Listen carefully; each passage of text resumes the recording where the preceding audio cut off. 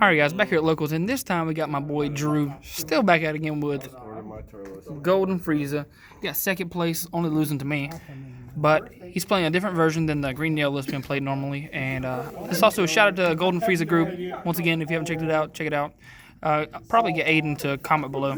But go ahead and Drew, get into the deck. Alright, so the leader is Golden Frieza, obviously. Set one. It's so good because it just lets you do so many cool plays just with the entire deck. So If you don't know what he does, you can look it up. So first we got 4 Avenging Frieza. This is like the best one drop in the deck because it searches something else most of the time unless you are like me.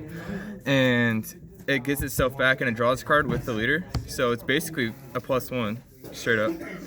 You got 3 Spiteful Strike. It's mostly just under the name to search off this and to pop with the Frieza, but it also gets over like bigger blockers, which is nice for your win condition.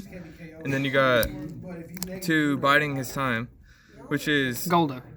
Yeah, Goldo, which is it's really good against like a lot of tech cards people like to do against this, like all those the one drop you can't do whatever blah blah blah with this, and it gets over Borgos. Yeah, outs Borgos, and it's good against like Hachiyak with their little 1 blockers because it gets over those.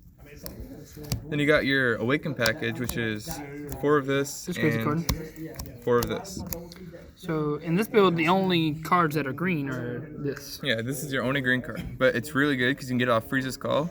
And then the best play to do is you can play this, pop it with your Frieza, you get to draw a card on tap, and then you get to play this for free from your hand. Take a life here, play him from your hand, take another life, and usually your opponent's already attacked you like once or twice, and you awaken. So usually you awaken like turn 2 with this. Then you've got the heart and soul of the deck. You've got your evolve package, your X evolve package, 3 Item Masteries, 4 of this, and then the win condition being Awaken Power, Victory Strike. It's really good because you can do this turn 4 because you have this on board already and it's a barrier, so you can play it turn 3 usually. They can't usually get over it. And you cycle so much through your deck with Frieza's Call and your bodies that just get go on board and cycle, so you'll have the Sparking 7 like every time. Yeah, and Item Mastery. So you can turn 4, you go into Item Mastery, then you pop anything you have on board because usually you're gonna have at least something on board. You rest all their energy, or yeah, you untap 2, you get to play this, and then you have 1 open energy. So you can play like your Spiteful Strikes or your Biding His Time to get over anything you couldn't get over with this, like if they have a lot of blockers or energy. And then you play 2 Successor of Hope just to search the 3 drop and cycle your deck a bit more. Then you have 1 Cooler, just because against certain decks where you can't really go into the Victory Strike package, this is just good. Get over like a Nimbus or whatever. it's a good card. It's a really good card. Then you got your Control package, which is your Broly package. It's just... So you think this is necessary? Probably not. Like, today it wasn't that great because I played against a lot of controls, so this is more against aggressive decks or whenever you can't find your win condition super fast, so you kind of use this to stall. I might cut it because it really wasn't that great, but I don't know, further testing required. It gets me, it was pretty decent, which I was playing aggressive Broly, so. Yeah.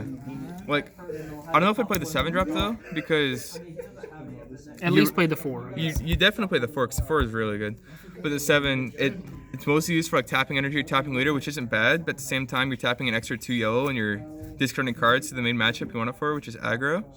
It's not really that great because you're usually tapping out to play it by like turn 2 or turn 3, and it's not usually worth it.